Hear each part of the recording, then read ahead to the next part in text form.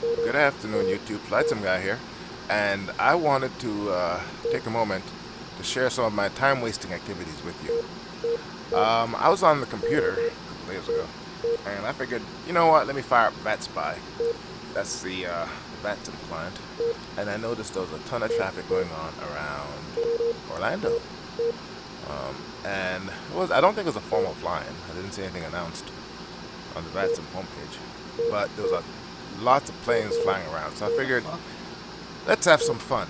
So I fired up my simulator, parked myself at Orlando, and logged into Vatsim. I created a virtual camera with FSRecorder, and I just slewed myself to the end of one of the runways. And that's how, as you can see, there's another plane right there. So he's obviously doing some plane spotting. Also, he's doing his the old-fashioned way, where he parked his plane right by the runway, he's looking out. I'm doing it the smart way, which is to use a virtual camera from FSRecorder. And here, as you can see, I get a chance to look around and see who else coming in.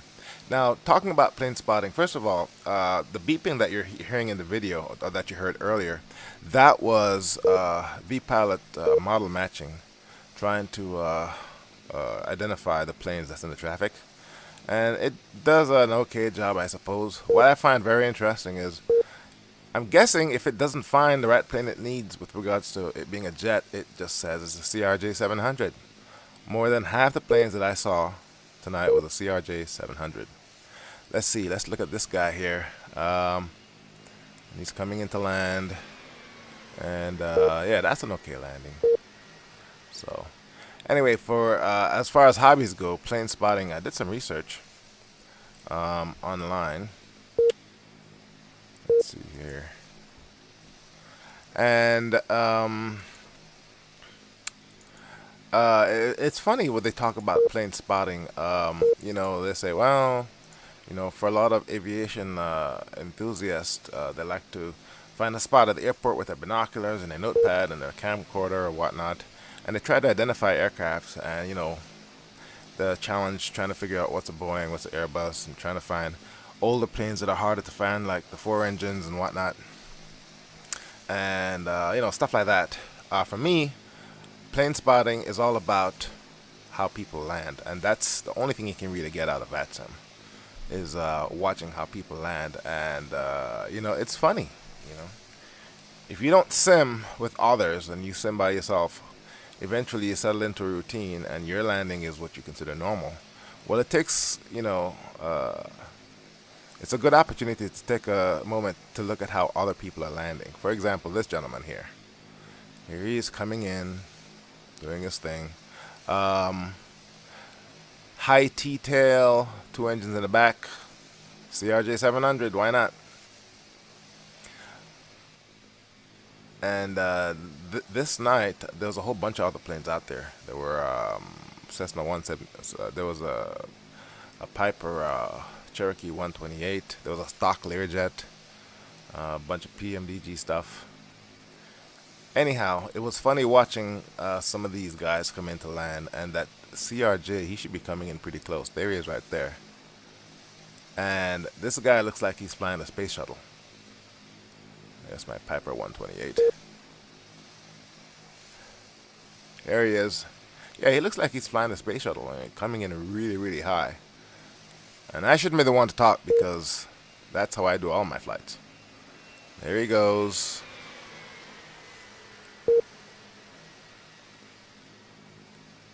There he goes. There he goes.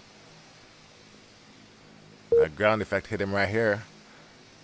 But don't worry, he eventually does touch down, more than halfway down the runway.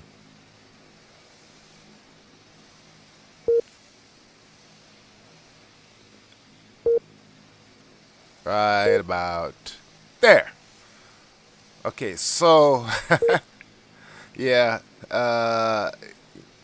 if you're used to landing like that, you may want to come off the speed and lower your glide path. Figure my neighbor would fire up the lawnmower while I'm doing the voiceover. Here, let me go ahead and fix that. Alright, problem's not entirely solved. You can still hear the lawnmower, but at least it's not that loud. Just shut the window.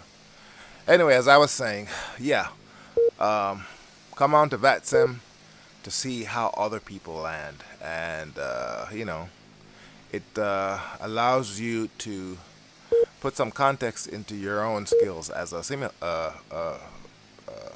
virtual pilot. The taking off part, that's pretty straightforward, kind of boring. Nothing much to see there. But yeah, the landings. And as you can see, there's a whole bunch of planes. In retrospect, what I should have done was turn on the power in my aircraft and fire up the audio so I could get the chatter going back and forth between these aircraft. Now, I'm thinking about doing some plane spotting myself. There's an airport, a local airfield, not even 5 minutes from my house. And the only good spots to do any spotting is outside the airport fence right by the threshold of the runway.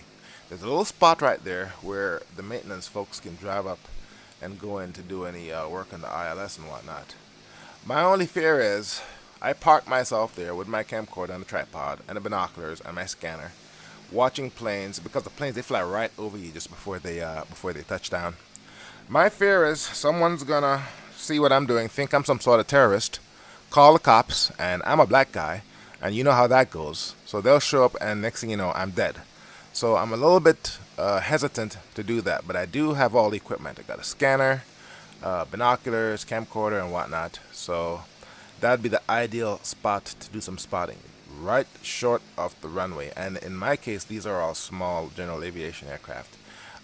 You rarely see jets going in and out of Bolton. So what we got here is a gaggle of other planes coming in. The ATC was fully staffed that night. There was at least, I'd say, 8 to 10 controllers at all various positions. And the amount of traffic didn't do the number of controllers justice.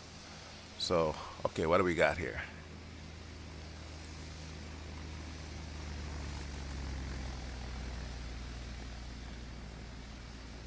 Okay, he's got to be going around. Nope, that's one of the, I think that's a Beach Bonanza. Can't really see from here. But yeah, he came in pretty high, touched down farther on the runway. But it's okay for him to do that because with the piston planes, you literally have plenty of runway. You only need a tiny fraction of that to land.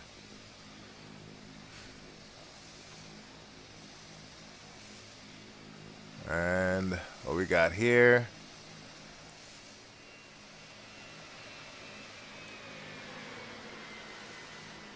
Okay, he was a little bit high, but it's not too bad.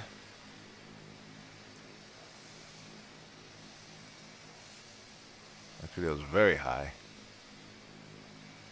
Oh, wow, look where he touched down. Oh my goodness. Surprised he didn't scrape his tail on that one. Okay, what else we got?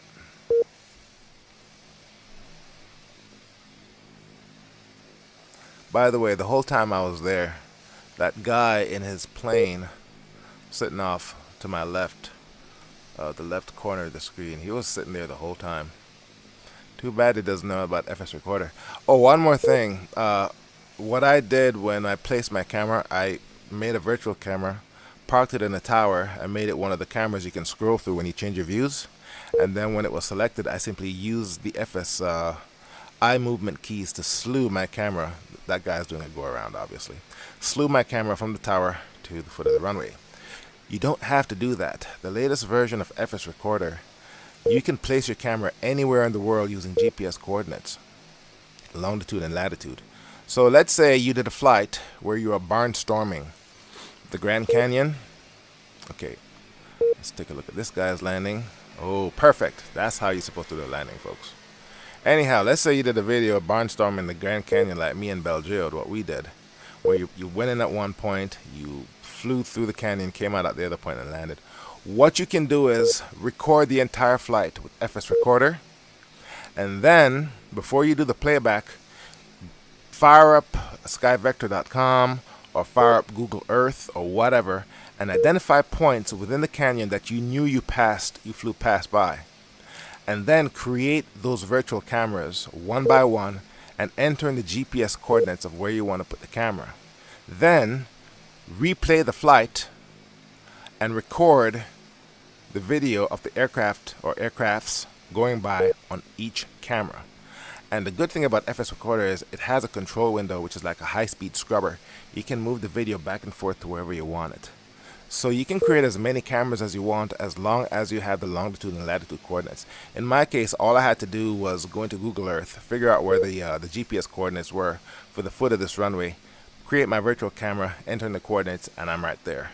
So you didn't have to take all that time slewing. Alright, let's see this guy here. I want to say this guy was landing on the runway on the other side of the airport. I think Orlando has several runways all pointed in the same direction, and I'm pretty sure he was coming down all the way on the other side, so we won't see his landing.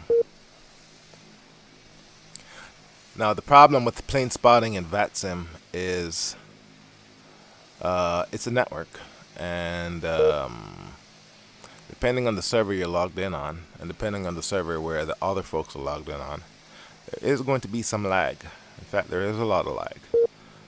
So Vatsim is a good place to practice interacting with ATC. As far as a multiplayer platform, because of the lag, it's not exactly the best solution. You're better off creating your own private gaming server or using a server on msflight.net.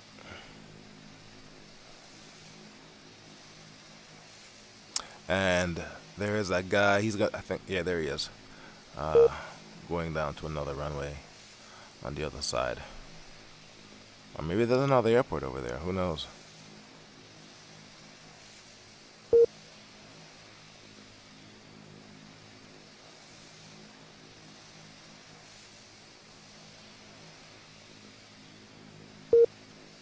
Alright. What else do we have coming up? There's a whole bunch more planes coming in. And yes, the next time I do anything like this, I will go ahead and fire up the radio and record the ATC communication. That'll probably be a lot more entertaining and appropriate as opposed to me doing a voiceover. Okay, now look at this guy coming in. Beautiful landing. Absolutely perfect. That's how it should be done.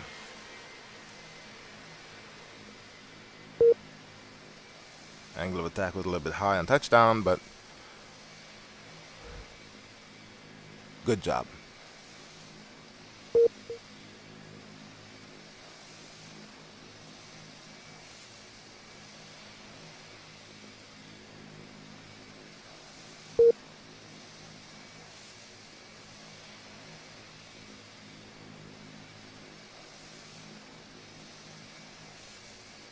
Alright. Let's see how this guy does.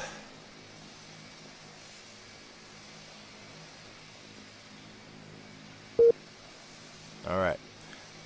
He's right in the glide path. He's looking good. This is a good landing also.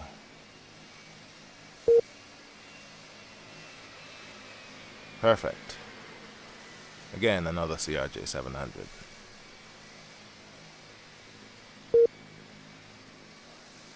Now it looks like the planes float for a little bit before they actually touch down.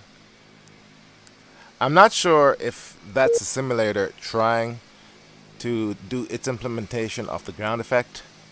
Ground effect is I read about it in the Proficient Pilot, and it's where you think you're about to touch down, and it's like you hit this invisible barrier just before you hit the ground. All sorts of theories as to what causes it, but it looks like it's simulated pretty good here.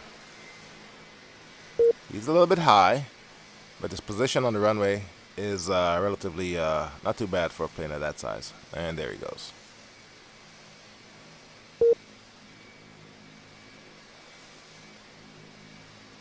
Okay, let's take a look at this guy. I want to say this is probably the last landing that I recorded. Again, another CRJ 700. A lot of lag. And I think that's it. Aerosoft is coming out with their version of the CRJ add-on. Spoke with some reps from Aerosoft at FlightSimCon. Evidently, it's still only one guy, one developer working on it part-time. But he's the same guy that gave us the Piper Cheyenne that Aerosoft sells. And if you've ever flown the Piper Cheyenne, you will know that that is a mighty fine add-on. So it's definitely worth the wait.